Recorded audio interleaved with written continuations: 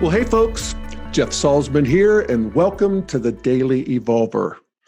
Today, my guest is Fleet Maull, a criminal justice reformer and integralist who is doing amazing work and who has an amazing story. I've known Fleet since the early 2000s when he and I were both at Naropa University, which is the Buddhist university here in Boulder, founded by the Tibetan Buddhist teacher Chogyam Trungpa. I was a student in the Masters of Divinity program, and Fleet was on the Naropa faculty.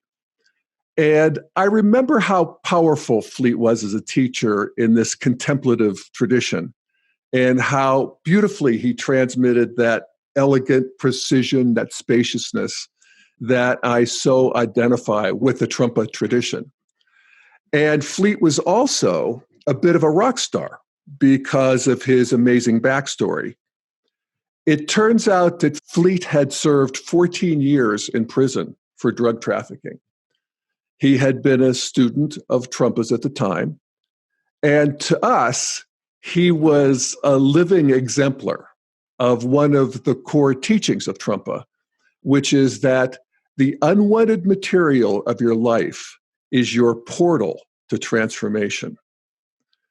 And that certainly was true of Fleet, and for countless others, because of his work while behind bars and since. He started as a meditation teacher in prison and founded the Prison Mindfulness Institute and the Prison Hospice Association, whose work continues to this day. And Fleet has just released a new book. It's called Radical Responsibility: How to Move Beyond Blame, Fearlessly Live Your Highest Purpose, and Become an Unstoppable Force for Good, where he transmits the teachings of his decades of work with himself, of course, but also with the countless people who are, the lowest of the low in our prisons, and has done such good and continues to.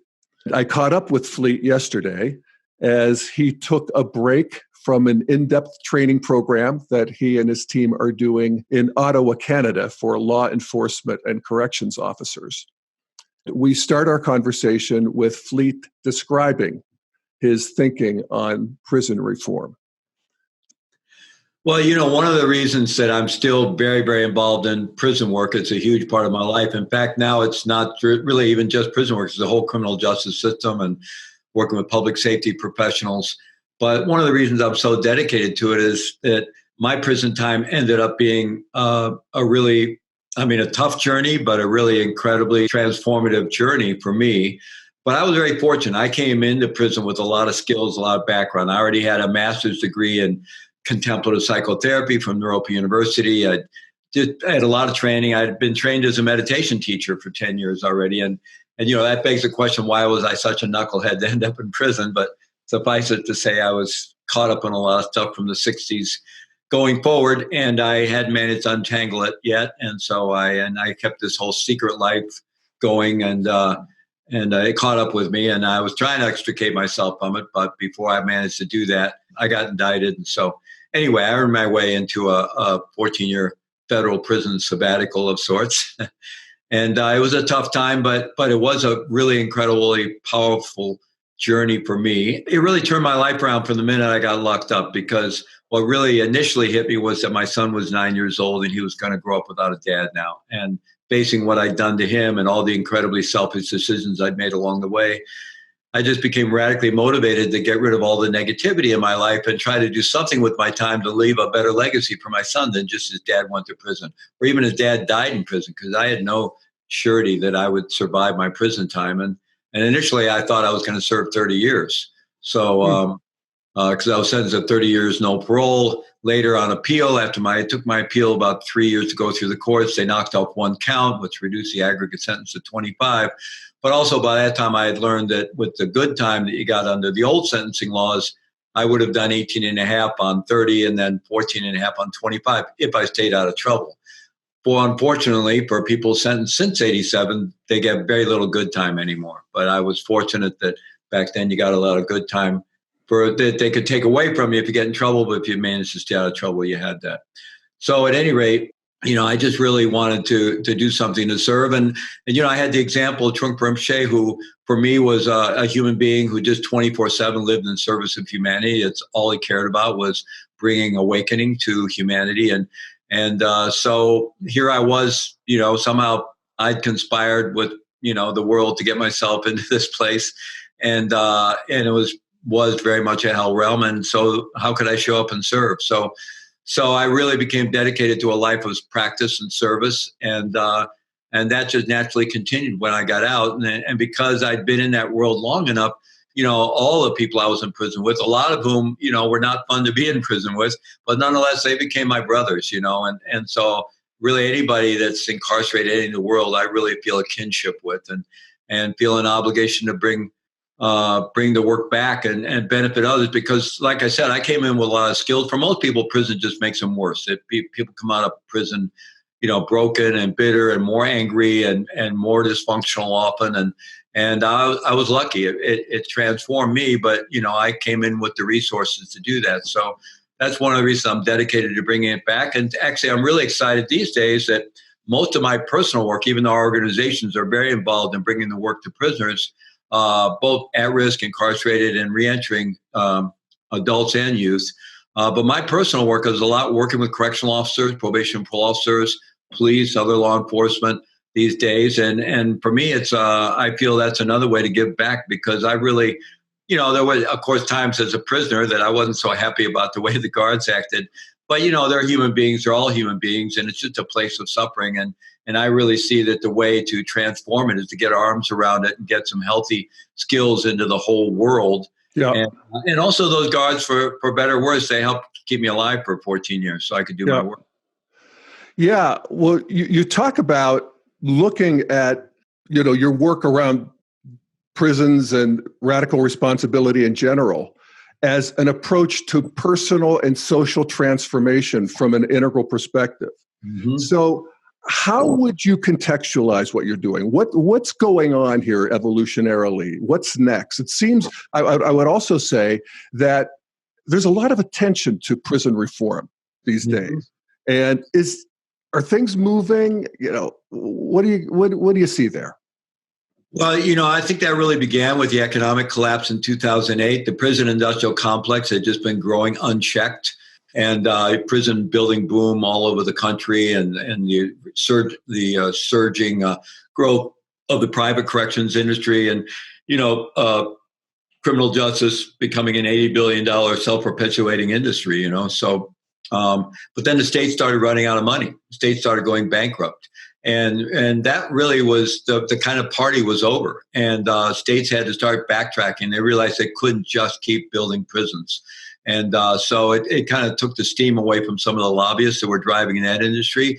A lot of the private corrections industry started focusing in the global South. Unfortunately, just like, when the cigarette industry couldn't sell cigarettes in the U.S. anymore, they're selling them everywhere else in the world, the tobacco industry. So similar with the private corrections industry. So, that created a real opening and a real shift. And we started to see, signs in the Obama administration of interest in criminal justice reform. We also started seeing signs on both sides of the aisle that there was a realization that this system was broken, that it was unsustainable. From the right, maybe they see it. In fact, I remember an article, I won't be able to remember the name, but there was a law professor from Texas somewhere, long-haired, probably baby boomer law professor from Texas somewhere, who strong criminal justice reform advocate, and he had hooked up with some Tea Party folks, and they were both they found an alignment of issues there, because for the Tea Party folks, the criminal justice system, and especially our prison system, was just another big government boondoggle, right? And spending money and unsustainable. So that kind of evolved to where a lot of interest on both the right and the left. There's been some major foundations. The Koch brothers foundations have been involved with some more progressive foundations. And so there seems to be this broad bipartisan interest in criminal justice reform for different reasons. On one side, it's often more for humanitarian reasons. On another side, often more for economic reasons. But I think there is a shared humanitarian interest on both sides, and a realization that, when Eric Holder pronounced that that mass incarceration is not only an economic failure and a policy failure, but it's a complete moral failure. And I think that really struck a chord with a lot of people. So I think there's, unfortunately, with the Trump administration, that's gone backwards a little bit. But then he turned around and signed on to some criminal justice reform. So who knows? Maybe Trump will be the hero of criminal justice reform. Kim Kardashian help him along or something? Yeah, it's some weird thing, but who knows? Yeah, but whatever. We'll take the gain. Yeah. Recently, there's a new NGO of some kind got started. Jay-Z and another well-known rapper. I'm not that up on the latest. I didn't recognize the other guy's name, but a lot of people do and probably think I'm, really old and clueless for not recognizing the other name. But I know who Jay-Z is. I'm not that clueless. And at any rate, they and others donated $50 million to a new NGO and recruited Van Jones to be its CEO. That's going to be involved in criminal justice reform and focusing a lot on probation and parole issues and the way people are just set up to be in cycles of failure through the way the probation and parole system is structured in many places. Yeah, interesting. I think the other rapper is Meek Mill. You're right. A lot of people know about Meek Mill. I don't, but I know the name. A lot of people do. Yeah. I just really dated myself. But, I think there is that interest but I really do think it economically ran out of gas, the prison industrial complex. That's what I think created the shift. Thank goodness. Because, prior to that, in the work we're doing, we always knew we were doing great work. Great work. We're doing good work and bringing a lot of transformation to a lot of people. But it really felt like lighting candles in the darkness, because it really seemed like the whole criminal justice system and prison industrial complex and so forth was just kind of getting darker and darker, really, for many years. And very much felt like pushing a big boulder up a very steep hill with a lot of support. And then things started to shift. And, I have felt very positive, really, for the last, I don't know, even 5, 6, 7 years. Like I really see some light at the end of the tunnel. And I'm an optimist by nature anyway. There's still a lot. I mean, even though there's been this positive shift, there hasn't really been a lot of legislative change yet. Mm-hmm. There really hasn't been much sentencing reform, really substantial sentencing reform.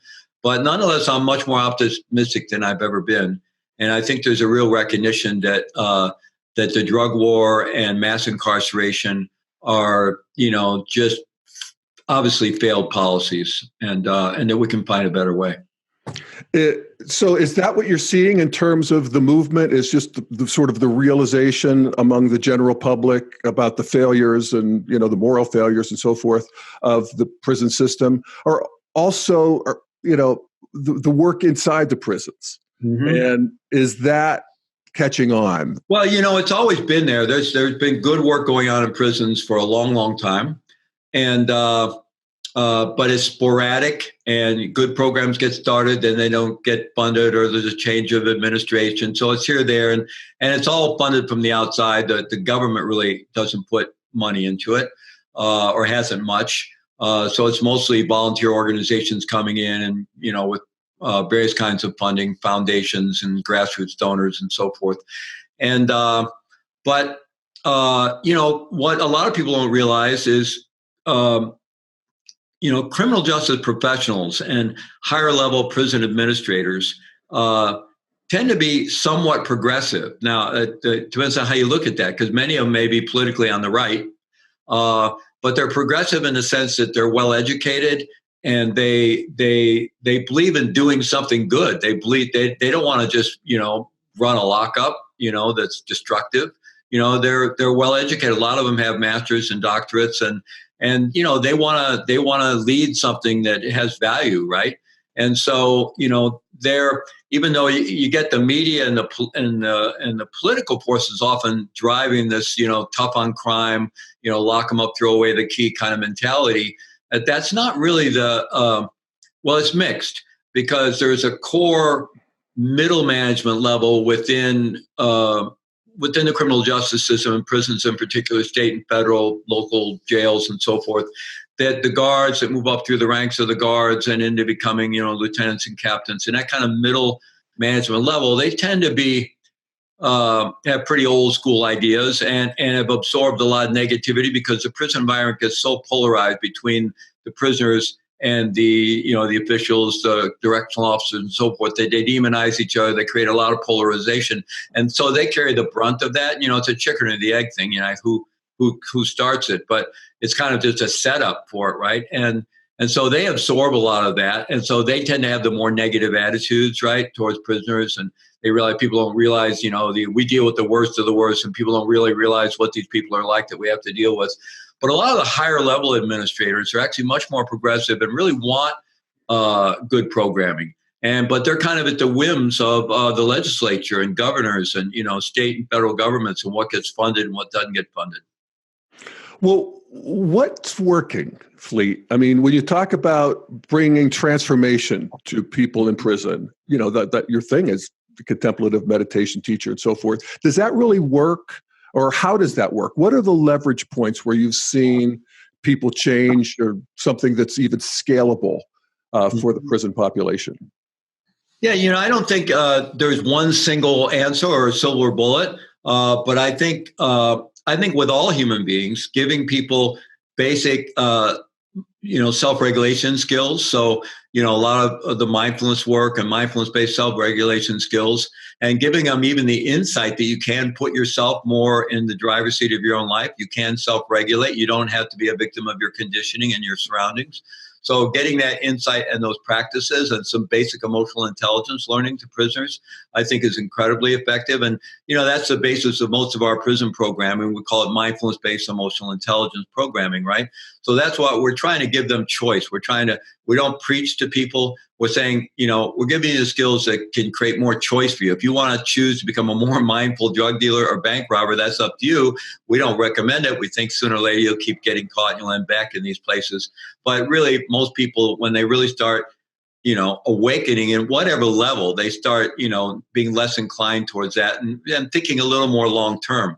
So yes, I think this basic mindfulness-based emotional intelligence training can go a long way. And then there's some of the specific mindfulness-based interventions that have more research behind them, like DBT, dialectical behavioral therapy, acceptance commitment therapy, ACT, mindfulness-based cognitive therapy, MBCT. These have been used a lot in prisons, and there's a lot of good research behind it, showing a lot of traction. There's a lot of people in prison who are involved in addiction of various kinds, and a lot of dual addiction and a lot of depression, anxiety disorder, and addictions. And those interventions have been shown to be very effective in the outside world with those kinds of diagnoses and people struggling with those issues. And the research that's been and done in prisons is very positive as well. So I think there's a lot of evidence that some kind of mindfulness-based work and integrating it with emotional intelligence training and overall education is very effective. Now, one of the things that it kind of in my own journey, and one of the reasons that led me to a more integral approach, besides the fact that I was reading all of Ken's books in prison, but was in my own experience, as I began to create programs in the prison and do different things. So early on, I got a meditation group started in the prison chapel, and they weren't too wild about it, but I managed to get it done. And so we had a weekly group, and eventually twice a week. And I would just put posters up around the prison, and I'd show up twice a week, put the cushions out, and see who showed up, and work with people in that way. And I saw getting a little traction with some people. But early on, I remembered, a lot of the guys that came, if it was a nice day, they'd rather go out and play softball or do this or that. And I think, boy, this is going to be kind of tough in here. My fellow prisoners are a little bit on the, flaky side and this side. And then I had enough training to realize those kind of judgmental ideas weren't helpful. So I'm thinking, well, what is it about the way I'm offering or presenting it, right? And then at some point, I had the opportunity to bring someone in who was a Vipassana teacher who did a lot of work with 12-step work and had a model of teaching Vipassana meditation and kind of a little bit of hubris that'll work the whole 12 steps for you. Not just that's a good, 11th step, right? The 11th step is about prayer and meditation. But at any rate, brought her in, got some people in the 12-step community there interested in the meditation group. So at that point, I had a group of people that kind of be doing participatory research with myself and others who were doing both the meditation training and the 12-step work. Then we started the hospice work. We started the first hospice in a prison anywhere in the world that we're aware of in about 1987. And I recruited, the people into it as we started training. And not all of them, but many of them were involved in the 12-step work and the meditation class, the meditation group. So at that point, I had a group of people who were doing those three things. And the hospice work was incredibly transformative because, first of all, you're in a deep confrontation with your own mortality because you're caring for your fellow prisoners, some who are younger, some the same age, some older, who are dying, some of whom were very healthy, even in that prison. But most of them came from other prisons, but they were healthy, got sick and died. And you really could see that but for the grace of whatever go you, right? And we actually had 2 hospice volunteers, healthy hospice volunteers, get sick and become hospice patients in that prison. And both of them were close friends of mine, and one of them became my hospice patient. So, you were really confronted with your own mortality. And then plus having the opportunity to really put somebody else's needs ahead of your own and that kind of service work. So that's all very transformative. So I had a group of people to be observing, and I was seeing a lot more traction with the people who had a meditation practice, were studying the Dharma, who were doing the 12-step work, and also involved in this kind of profound service, right? And then the last piece came in really when I was able to bring in this program that on the outside is called The Event. And a man who's one of my closest spiritual brothers now, Perna Steinitz, had inherited that training from somebody else. It goes way back. The kind of roots of it go back in the 70s and 80s. And at any rate, he had reached out to me because I was publishing some stuff in prison. He wanted to use it in his curriculum. So we got in touch. I learned about his training. So I get his newsletters. I thought seemed like very powerful work.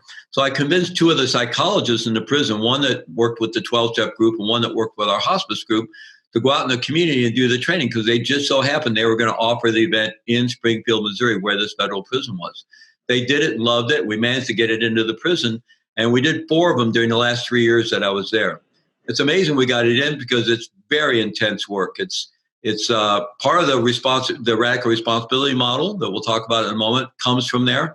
But it's an old school group process, very intense, can be very confrontational, involves deep rage work, deep grief work, and, very intense work to do with convicts in prison. I mean, we were in there, each time we had 30 guys, and these guys were every kind of crime imaginable, shot callers from gangs, major heroin dealers, bank robbers, white collar criminals, everything, every ethnicity.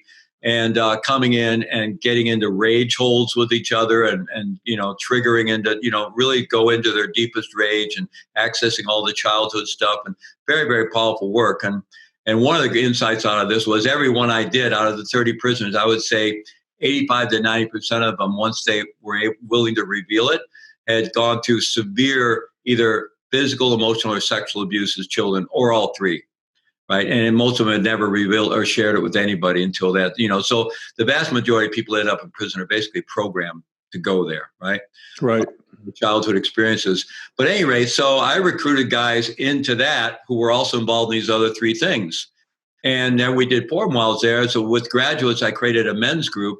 And these men who were involved in the meditation, the 12-step work, the hospice volunteering, and in this the event training and this men's work, were not only transforming themselves, they became transformers of that environment. And the warden became so enamored of what was happening that he hired my friend Perna Steinitz as his executive coach. And after I left, brought Perna in to train all his executive staff, and then eventually the next level of management, the doctors, the nurses. This was the U.S. Medical Center for Federal Prisoners, the maximum security federal prison hospital.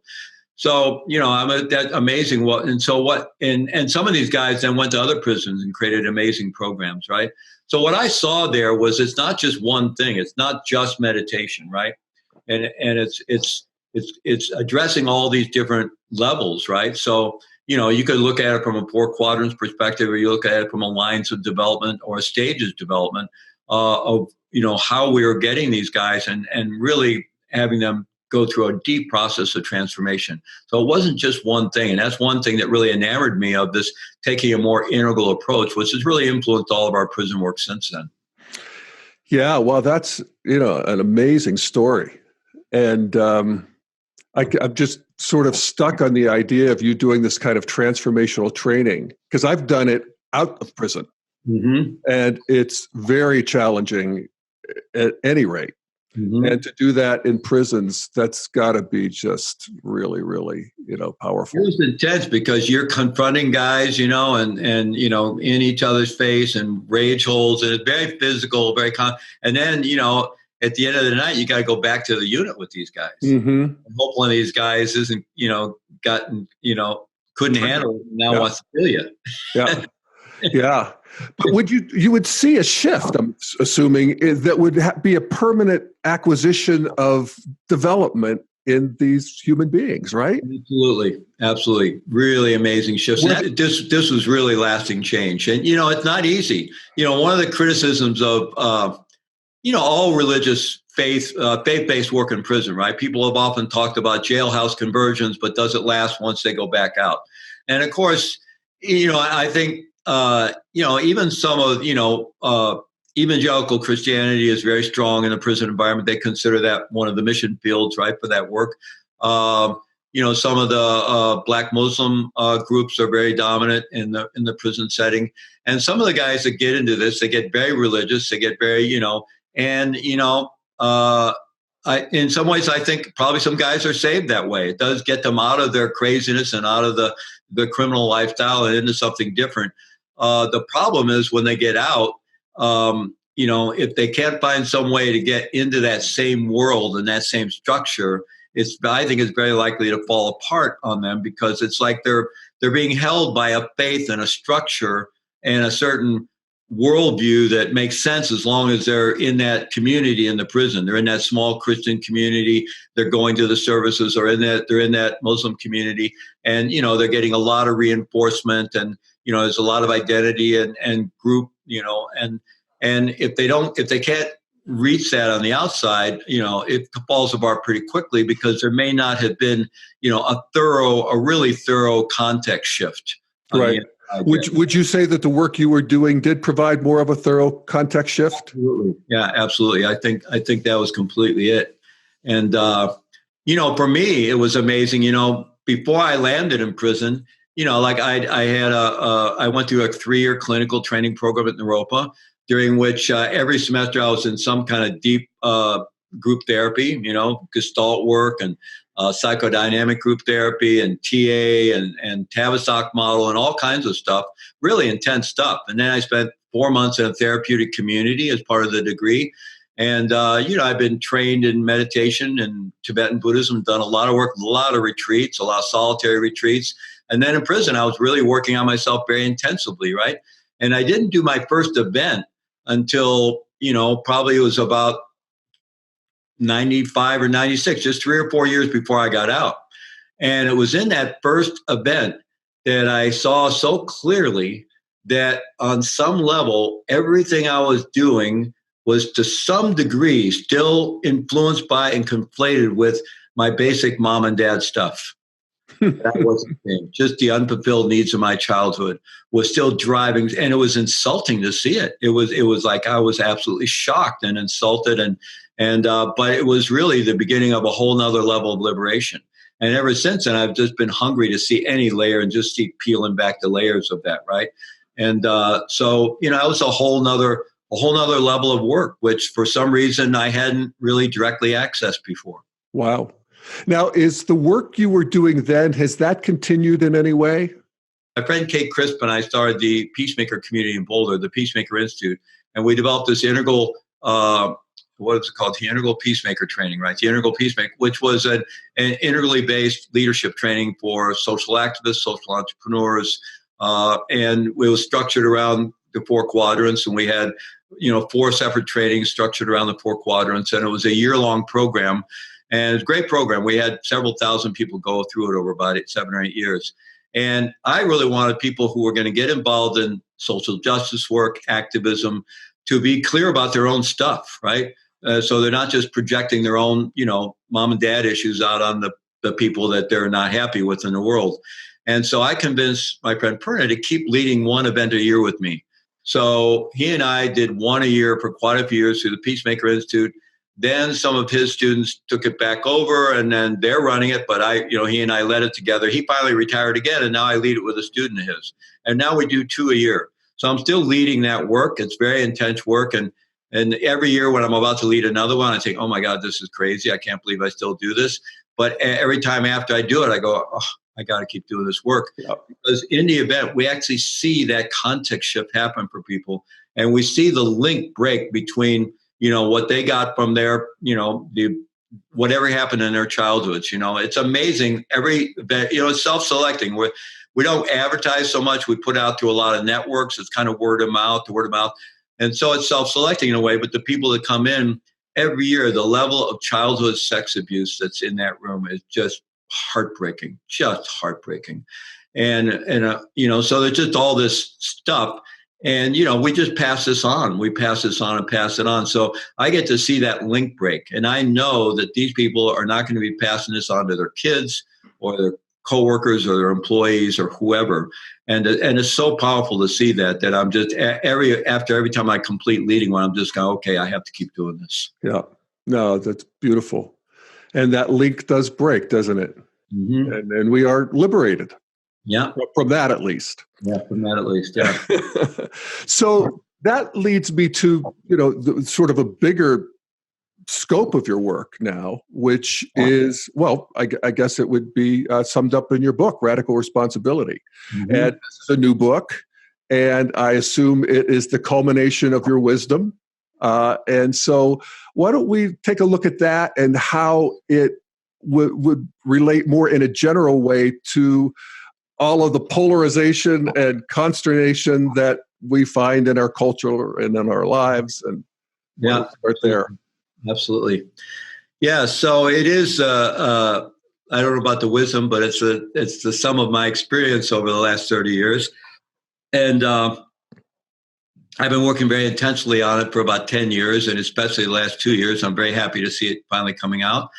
And it's called Radical Responsibility, How to Move Beyond Blame, Fearlessly Live Your Highest Purpose, and Become Unstoppable Force for Good. And it's really meant to be an integration of personal and collective responsibility. The first book focuses more on the personal responsibility side because that's the foundation. I hope to be able to get a second book out that will be Radical Responsibility. I don't know what the actual title, but it'll be focused on social justice, social transformation.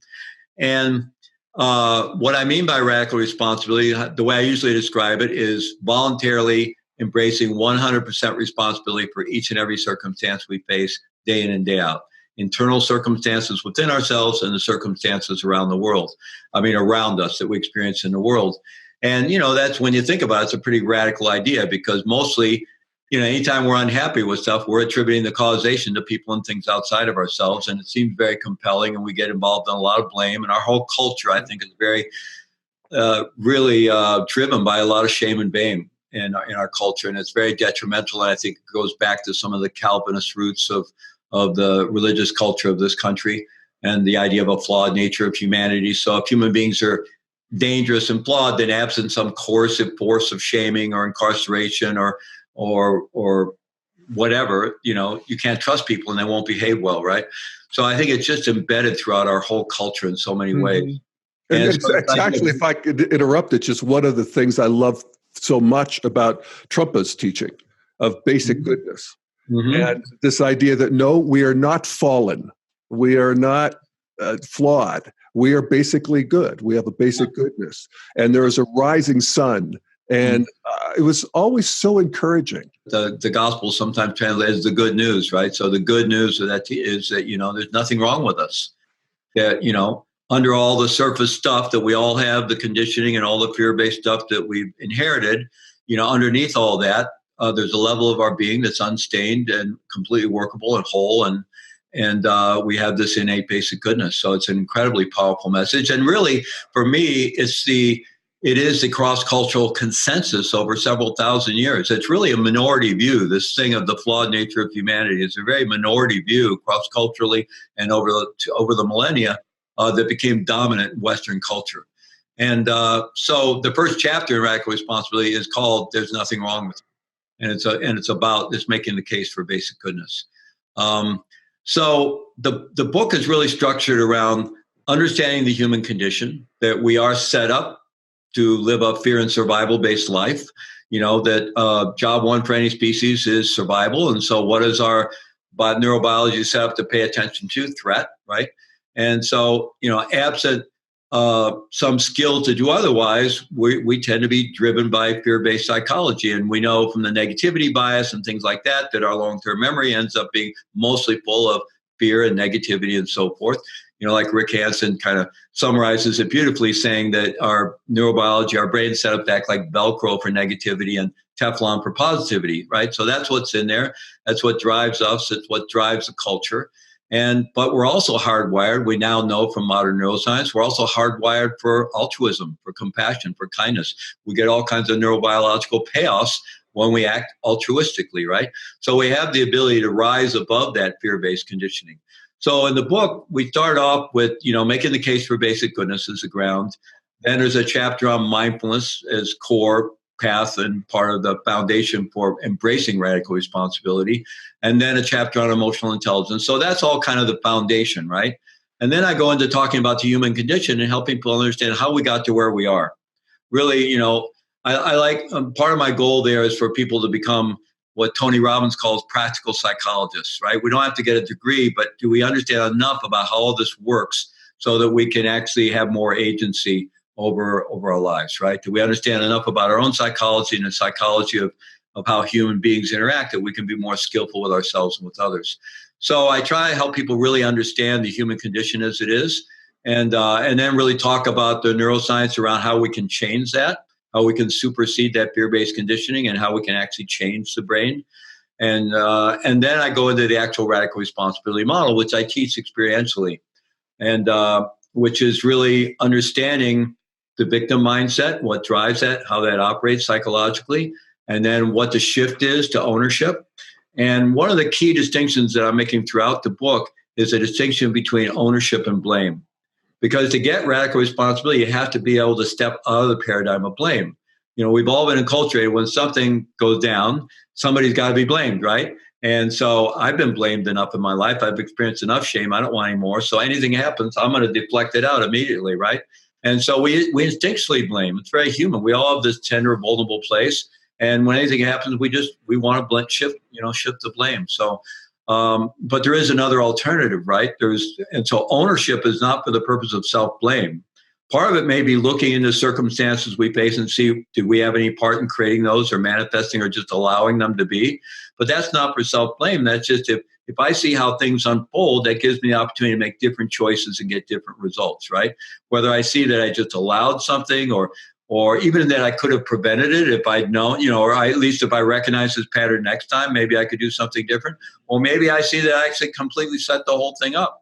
Or it's a manifestation of some underlying life script I've got going on from my childhood or whatever. But then there may be situations where I can't see there's nothing I could have done, and I don't see that I had any role in creating this. Well, it's still at that point, okay, what are my choices, right? Because no matter what happened to me and how unjust it may be, at some point, my destiny is going to be determined how I react or respond to that circumstance. And so can I empower myself to live a choice? And it's all grounded completely in a model of self-compassion and compassion for others. So this is not about feeling bad about getting stuck in the victim mindset or demonizing others for that in any way, shape, or form. But it's just like what works. Mm-hmm. Can we find a way with a lot of self-compassion when we recognize we're stuck there to give ourselves the compassion we need, get the validation that we need, and then go, okay, now what can I do? What can I do to move my life forward in some kind of creative way? And even if it's something really heinous that happened to me, once it happened, even if it's something that should never happen to any human being, and whether I had anything to do with it or not, it shouldn't happen to any human being. But the reality is it's in my life now. And I'm either going to let it take me down or I'm going to find some way to move forward. And that may require almost a heroic effort to do so. But there's countless examples of people in our human history who have done that with just horrific circumstances, right? Yeah. No, it's amazing. We do this with all the garden variety stuff all day long. So where we begin practicing with this stuff is recognizing moment to moment how we're constantly going into that, giving our power away by moving into that victim mindset, which is really the key distinction there. Is if I'm convinced, if I'm upset, I'm convinced it's Jeff Salzman's fault, right? and we had a breakdown in an agreement or something, and I'm really upset and I'm pissed off and it's all your fault. I just put you in charge of my internal state because I can't control Jeff Salzman, I don't think. Right. And so, if I'm really convinced that I'm upset and it's because of what you're doing, then I just put you in charge of my internal state. And we do it all the time with everything, but it just doesn't make sense. And there is another thing. Well, it's interesting to me because, I focus a lot on this, even in the Daily Evolver and in integral practice in general, because even using the basic integral theory, Fleet, of moving from first tier, which is the first 6 stages of development, to second tier, which is the beginning of the integral stages of development.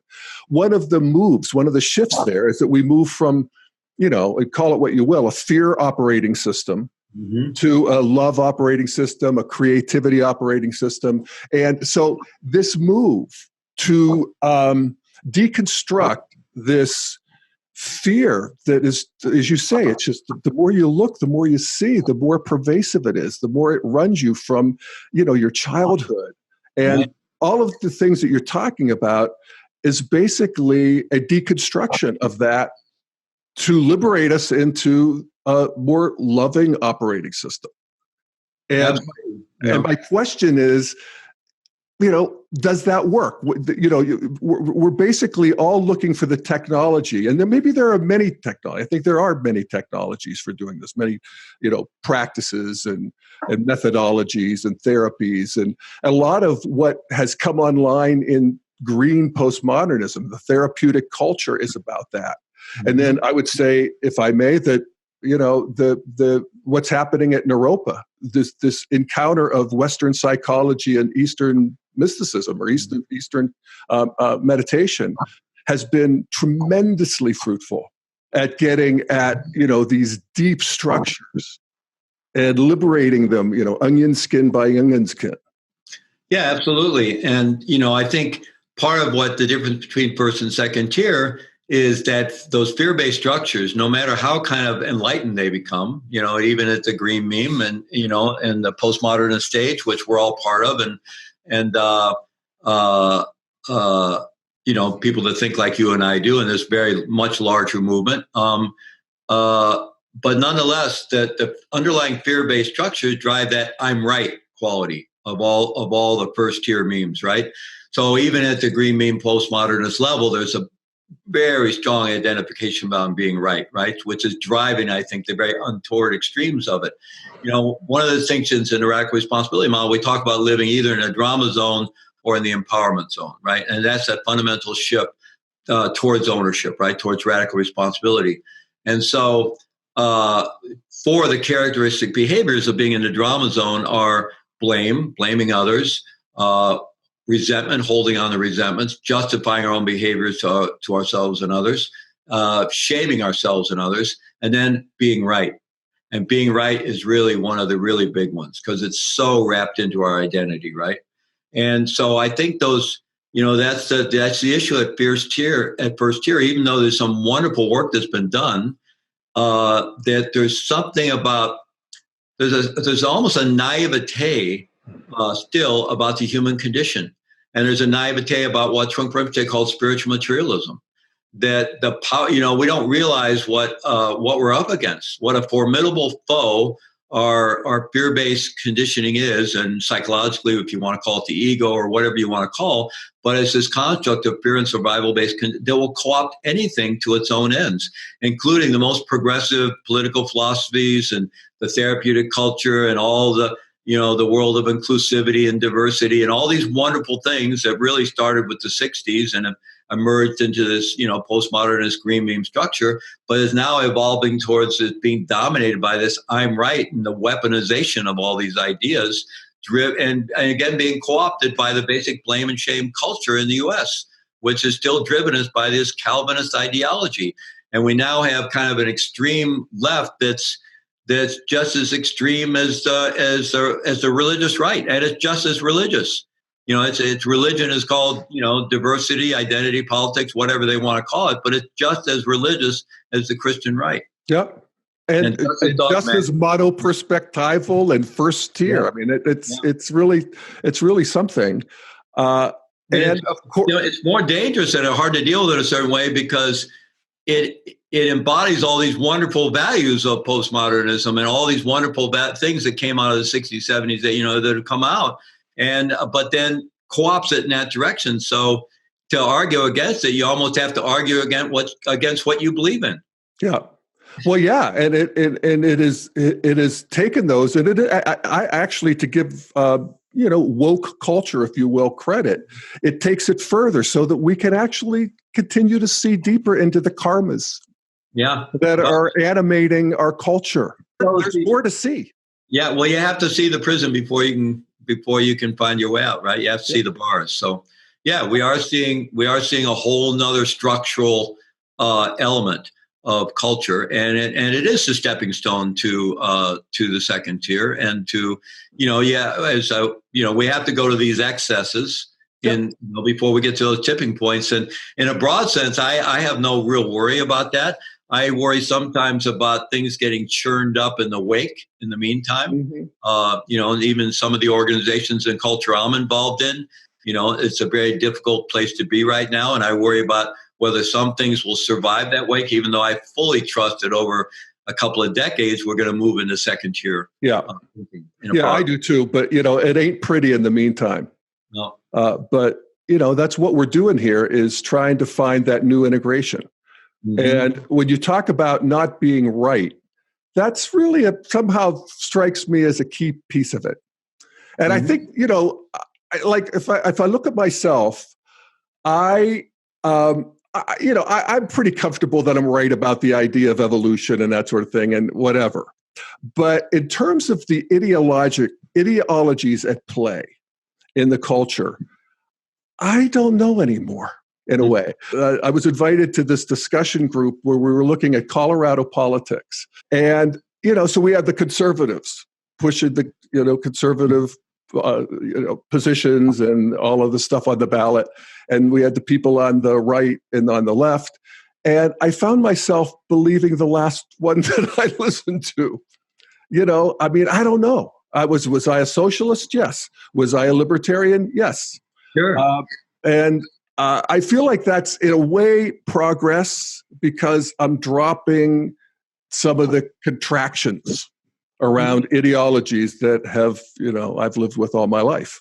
I think I'm having a similar experience. I read pretty broadly, right and left centrist, and a lot of books and podcasts and different things. And, I find a lot of agreement with a lot of things. I find, the further you go out to the extreme, the less agreement I find. But, where as long as people in a realm of thoughtful, reflective, kind of looking at the issues, I find a lot of things to agree with in these different areas. And the last one I read, especially if it's an intelligent, well argued thing, I'm going to tend to be strongly influenced by that. And I do think it's a good thing. And I think that's one of the problems we have politically now, is that we've somehow got this winner take all culture, which dominates all the landscape of, it dominates the corporate world, it dominates sports, it dominates everything, right? Everything goes to the winner. And so in politics, they have this idea, like if the people that want, Bernie to be president or something, or Senator Warren or something, that if they could win, then they would get their way with everything. We could just shove that agenda down the whole country's throat, and we'd win. And that's so naive to think that you have to find some way to get some middle swath of the country on board with some compromise that we can move forward as a people. I mean, if you try to shove an agenda right or left down the other side, it's just going to come back, and it doesn't make sense anyway, because nobody's agenda is that right. So, that's one of the reasons I've been, cogitating on this for a long time, because I've been so frustrated with the polarization of the left and right. And even in my work in the criminal justice system, it's like when I go into prisons, I want the prisoners to get, and they do get, because it's who I am, that most of them were programmed to end up there, that they've experienced tremendous injustice in their lives, and abuse and neglect, and the criminal justice system has incredible injustice built into it. And it's incredibly racist, whether by default or by design. The impact is incredibly racist. And I want them to get that. I get that, and that I have a lot of empathy and compassion. Actually, it breaks my heart to see all the people that are in prison. So I want them to get that. I also want them to get that their only ticket out is to start owning the choices they're making right now today. And that's their life in prison and outside of prison is going to be determined by nothing other than that. No matter if even people can go out and change the laws, that's not really going to affect their life that much. What's going to affect their life if they start taking ownership for, their destiny by the choices they're making. And if they want to go out and become an activist, great. Get yourself educated, get your butt out of prison and go out there and change the world. But sitting around with all your justifications and, it's not going to take you anywhere, but it's going to keep you coming back. So it's that dual message that, of course, the left cause isn't going to, yes, of course, we want to keep trying to work, make the playing field as equal as we possibly can and deal with all the injustices and create as much equal opportunity as we can. And at the same time, it requires personal responsibilities, both. And this idea, of we don't want to hear anything about, I was actually at a meeting at a meditation, community that I'm part of that's been totally taken over, at least this local community, by this, extreme wave of the green mean postmodernist stuff. And I brought up this a little bit in a community dialogue. And the one guy spoke up and said, you can't use the word personal responsibility here. This is very triggering for us. He talked about I can't remember there was a law passed, a particular one that used that language. And, personal responsibility has just been used as a hammer to beat down the people, and so he literally said, we cannot use that language in here, personal responsibility, and it's like, yeah, so it's both, we need personal responsibility and we need collective responsibility. We need them both if we're going to get anywhere. Well, it's interesting to me, as you say this, Fleet, that one of the ways to get to that ownership thing that you have done, it seems to me, in your work, has been to have people fully feel their victimization. Absolutely. Isn't that something? That's the way I lead them through this process. I just led this process yesterday with a group of correctional officers and probation and parole officers in London, Ontario. And so the way it's a 10-week program. They had a full day of training that I did about 10 weeks ago. And then they have 8 2-hour sessions, community practice groups, we call them, over 8 weeks, led by local facilitators we've recruited and trained. And this one probation and parole group was really kind of a tough group. They had this there was a couple people that were very negative, and the correctional culture tends to get very negative. Of course, you got people running around in their reptilian brain all day, right? Hypervigilance. And so what do they, big drama triangle going on between the ears. So what do they create with each other? A lot of drama and negativity. And then they all complain about how negative their culture is, right? And that they're victimized by the negative culture they're in. And I often look at them and go, well, who's creating this negative culture? But at any rate, this particular group was really, a lot of that going on. And in the morning part, we were in a circle and they were talking about, and it was just so negative. And I was sitting observing it going, boy, they're going to love it when I go through the radical responsibility thing after lunch, right? But after lunch, I took them through this process. They're in pairs, and I asked them to identify a time when they really felt victimized in their adult life, but not something where there was a huge violation, but more kind of garden variety, but something where they were outraged, somebody took advantage of them, broke a trust, whatever, something at work or in their life, but something at the time they were outraged and felt incredibly. And so I asked them to go back to that and as if it just happened and tell their partner that story. And I give them 3 minutes to convince their partner of their victimization. And I try to pump them up to get them into as much, just go full blown into the victim mindset. And your job is to turn your partner into your rescuer on Cartman's drama triangle with the persecutor, rescuer, victim triangulation. And so they go into it, right? And both do it. I get them go both ways. And then I surface what are the themes that come out of that. So, betrayal, injustice, abuse of power, other people's incompetence, other people's deception and dishonesty, being unseen, unvalued, all that kind of stuff. And then I said, okay, what were the feelings that were there when you went through that?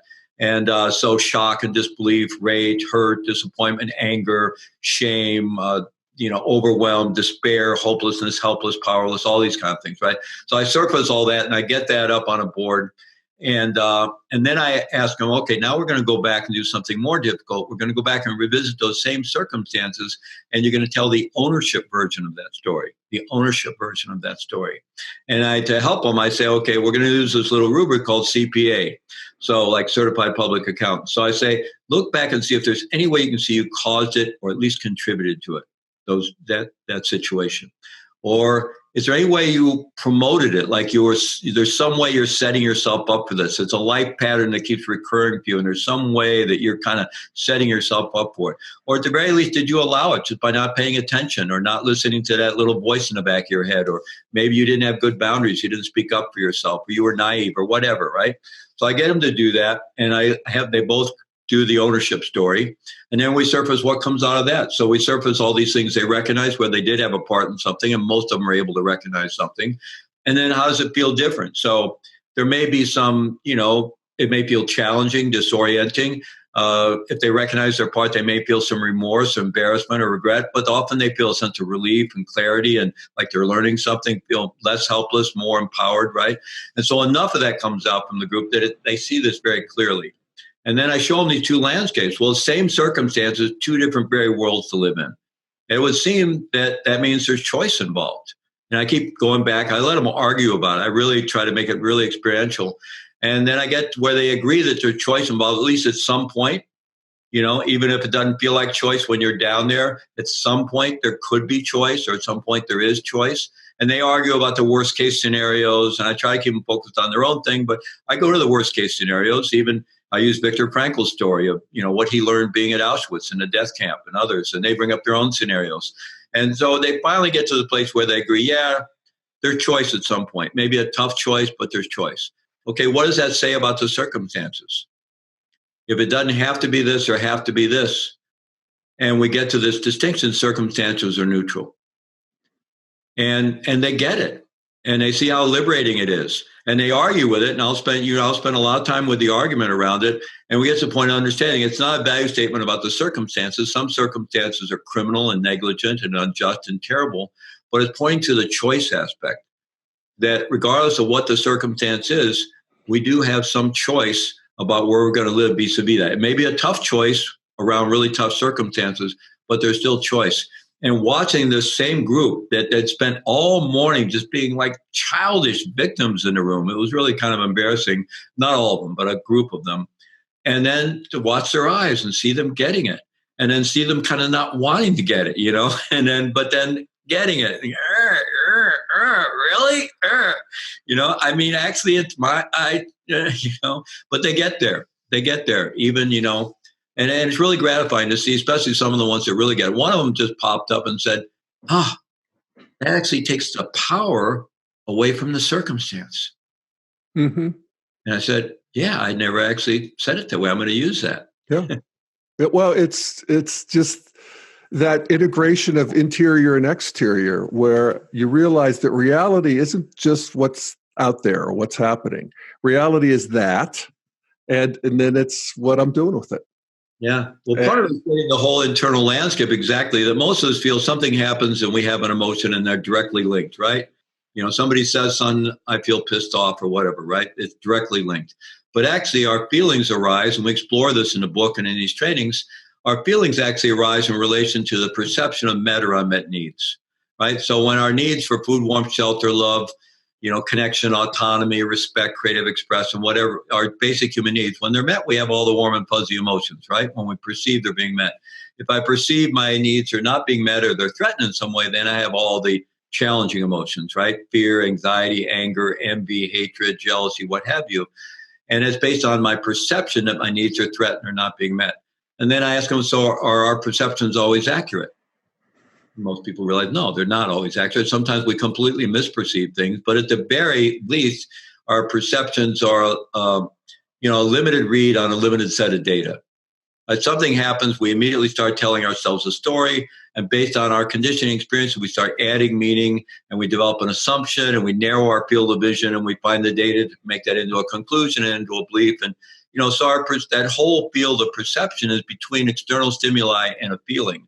And once we realize that and see that, The bad news is I don't get to blame my feelings on other people and situations anymore. But the good news is if there is this whole internal landscape, that's something I can do something with.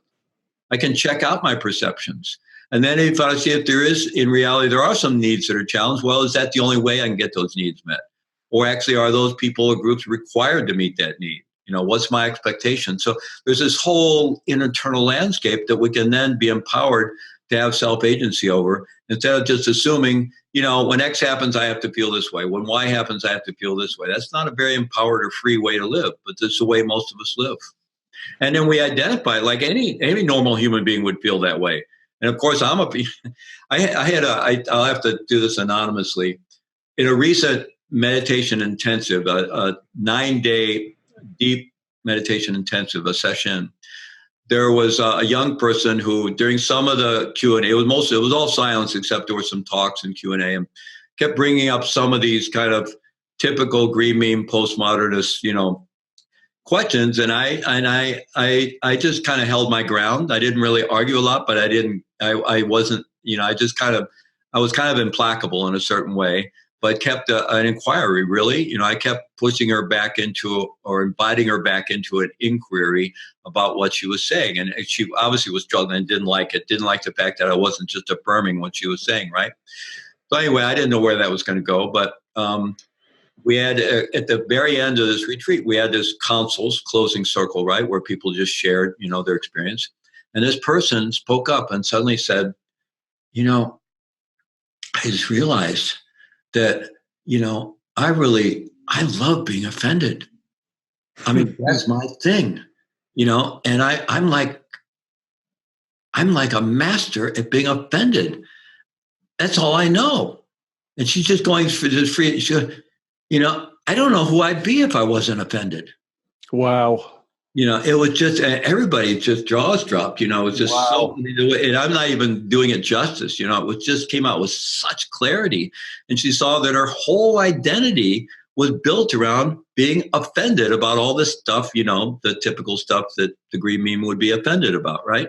And she just saw it with such clarity. And it was really kind of amazing. Wow. Yeah, that is so beautiful when that happens. Yeah. And I'm so glad that I didn't really get in, I didn't try to talk her out of what she was thinking or really argue with her. I just didn't go along with it and just kept, putting the ball back into her court with a sense of inquiry, right? Yeah. And not making her wrong at all or anything like that. And so she sat with it for 9 days and suddenly that insight came out. Yeah. Yeah, I like being offended too. And I kind of got to watch it, and I do. And, the more I let people in and the more I see the world as my brothers and sisters, the less offended I am. But boy, that contracts really quickly. Well, I recontracts really quickly. In the last couple of years, I find myself getting offended a lot with kind of what we're talking about, the more extremes of the green meme postmodernist thing. And you're a model for me, for someone who has a more balanced view than I do and sees the good in all of that. I'm trying. I really try to. But I do get I struggle sometimes with the extremes because it just seems like it's overtaken so much of my world of the last couple of years. I feel like I'm almost not welcome in most of the world that I thought was my world. I thought was my tribe. Like I've either kicked myself out of my tribe or somebody else kicked me out of my tribe, but I feel homeless. Well, you're not the first to tell me that story. For people who are working in, the various realms of social justice, that it's a new world there. And it's, there's a totalitarian impulse that is, formidable. And I don't see it because I'm not, I tend to not want to leave the house if possible. But, I'm impressed more and more that, and I guess even evolutionarily speaking, we can see that, the green, postmodern, every stage has its totalitarian impulse. And it's going to have its day, and it's having it. And, I think this presidential campaign will help us metabolize some of it. Mhm. You had an example with this person at this meditation retreat in real time. Uh, Mhm. so I could see the way beyond it, but it's like I said, it's ugly in the meantime.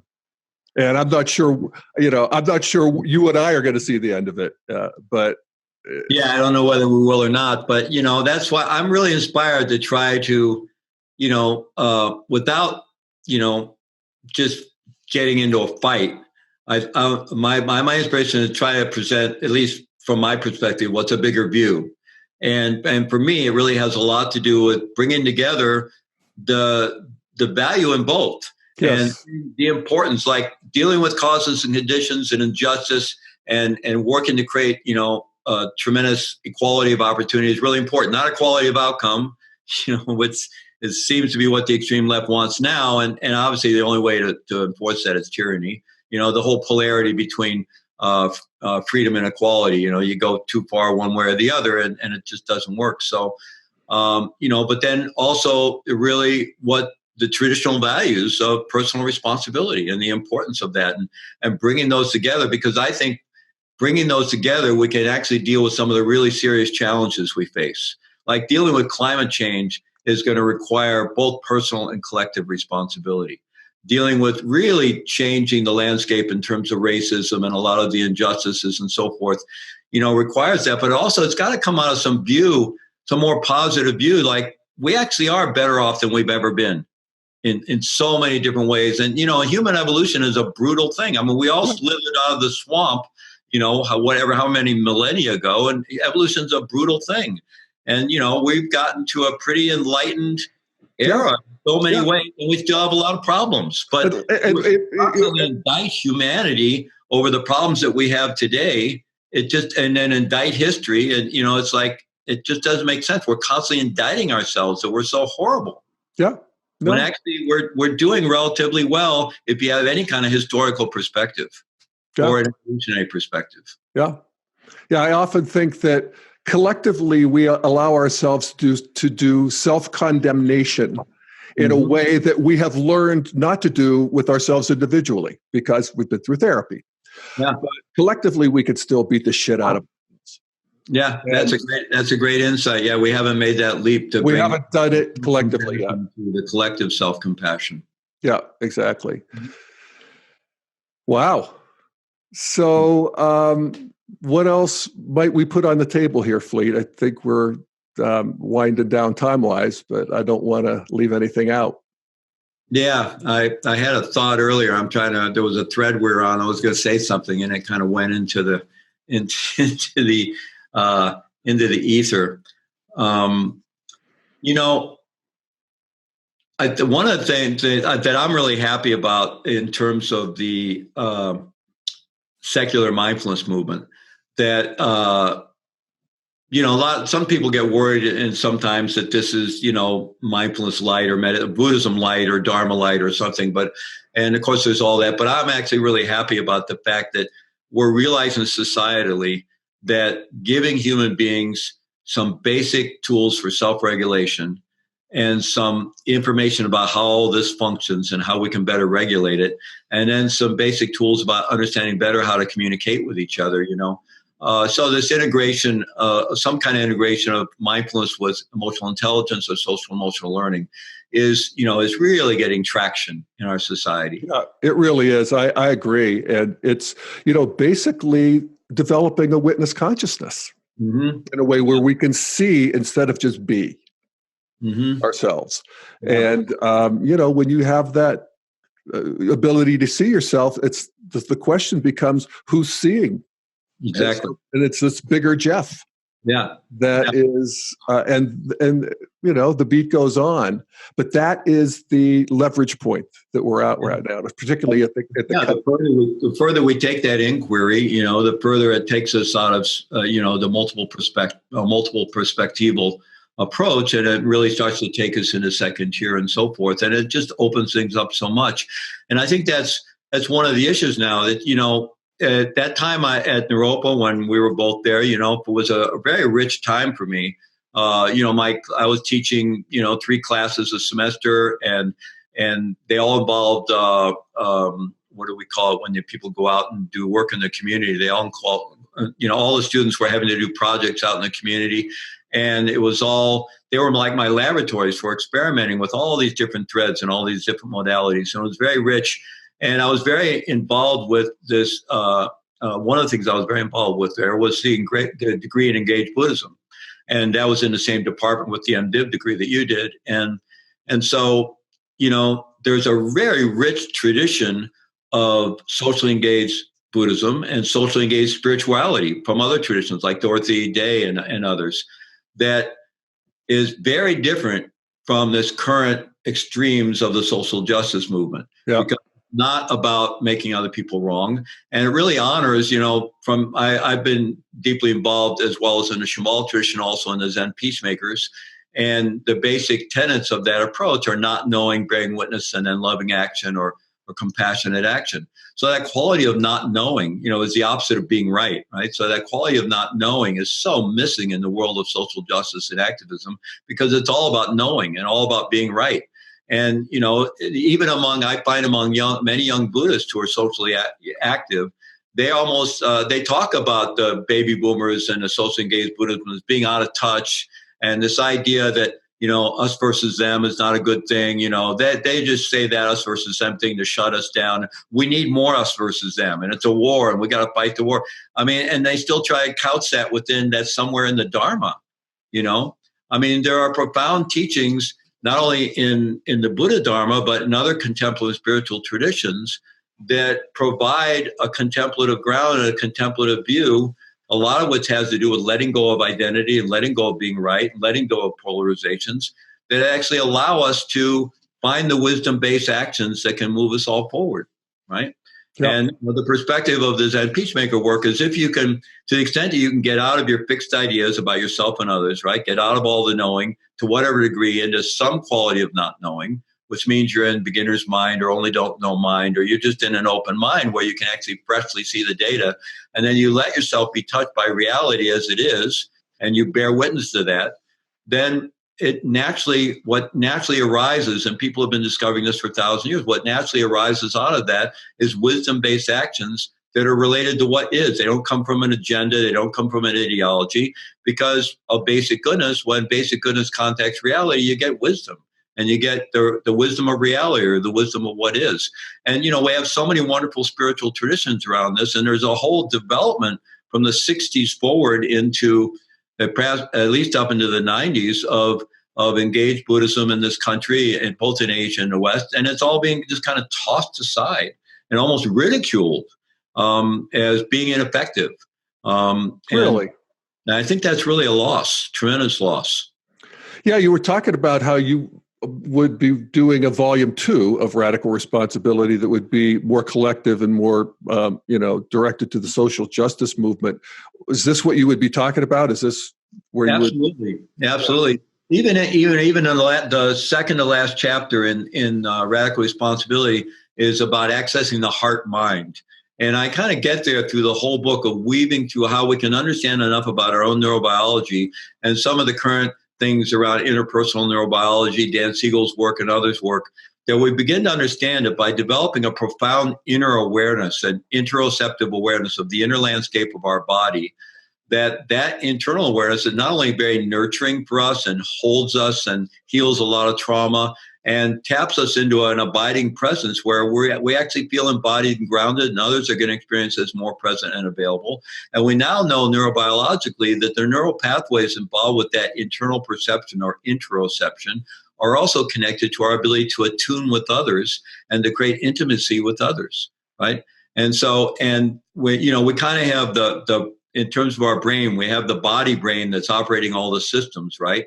And then we have, maybe our if you think of the bottom-up brain, which is a very conditioned and programmed brain, and there's a top-down brain, which is more conscious in our ability to, to make clear decisions. But then beyond that, we have what I'm calling the heart mind, which is not just encapsulated by the skin, but it's the mind that includes others. It's the mind of we, or what Dan Siegel calls the we, right? You join the me, it's that heart mind. And that heart mind has been what the contemplatives have been pointing to forever.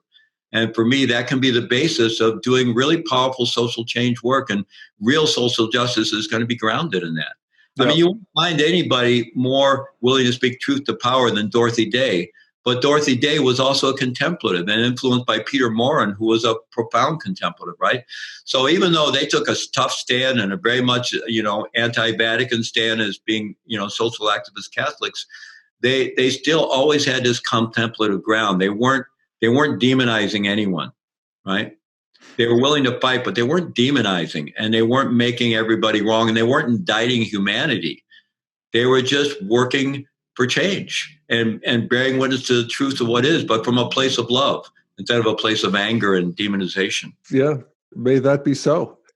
Is it true that there are people who sort of get that and still say that there's a place for outrage and anger? And, I want to see what's the piece of the truth that the outrage police have. Well, I think there definitely is a place for outrage and anger. There's a place for outrage and anger and heartbreak. It's then what do we do with that?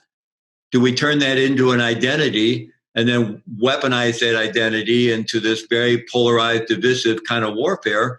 Or do we use that to rouse ourselves to a higher level of vision where we can actually see the way forward? There is something, outrage and anger can be, and, that's been an argument in activism for a long time, and activists say, well, if I meditate, you're going to take my anger away. And without anger, it wouldn't fuel my activism, right? And some of the meditators, I don't want to go back to activism. I'll just get all angry again, right? And that the Buddhist Peace Fellowship for years has been trying to get meditators to become more active and get the activists to meditate, right? Find this middle ground. So, outrage, I think, is very important. But then what do we do with that? Do we turn it into an identity? Just like that young woman in the session, she realized she had turned her, what did I call it? The outrage, offendedness, which is another thing of outrage, into an identity, right? And as soon as we do that, we're obviously not really involved in any kind of transformative process, personal or social, right? So I think there's plenty of room for outrage, but what do we do with that? I mean, where's the reflective thinking about how the culture is ever going to, move forward together, right? So I think there's plenty of place for anger and outrage. I think it gets us out of our complacency, right? Yep. And we need to be out of our complacency. Fear is good in the sense that it's intelligent. I mean, we should be fearful about the impact of climate change right now, and it should be shaking us out of our complacency. But that doesn't mean dropping into fear and survival-based, very identity-loaded tactics are going to be the way forward.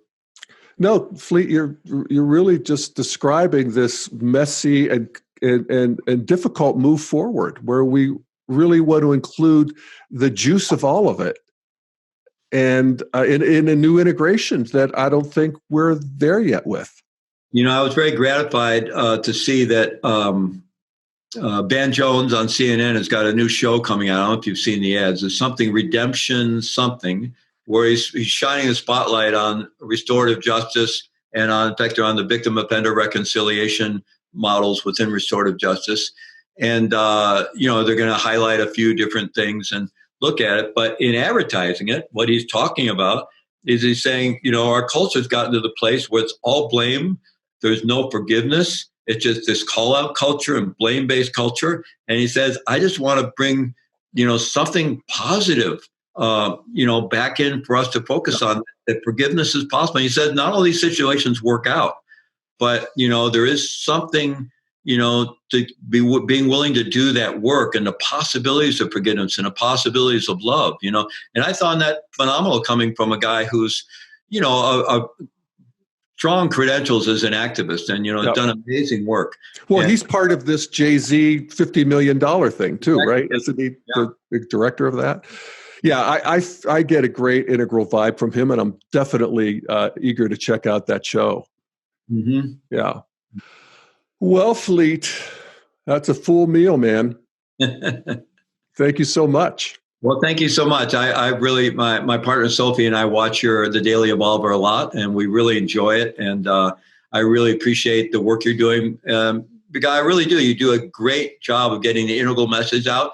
And it's really integral way of not even, getting divisive about integral versus non-integral. I think you really, you really honor that that approach of, that we have to meet ourselves and meet everyone else where we all are, and what are the tipping points to just keep moving it forward and evolving, and so I think you model that in a beautiful way. Oh, well, thank you, Fleet. I appreciate that, and appreciate your great work and your great career. And if people are interested in finding out more about you, Fleet Maull, where would they look? Well, I think the first place would be to check out the book, which is at radicalresponsibilitybook.com. And then my own website, it's just fleetmaull.com. And if they're interested in the prison work, that's prisonmindfulnessinstitute.org. All right. Well, thank you again, Fleet Maull, for joining us on the Daily Evolver, and thank you, everybody, for watching. See you next time.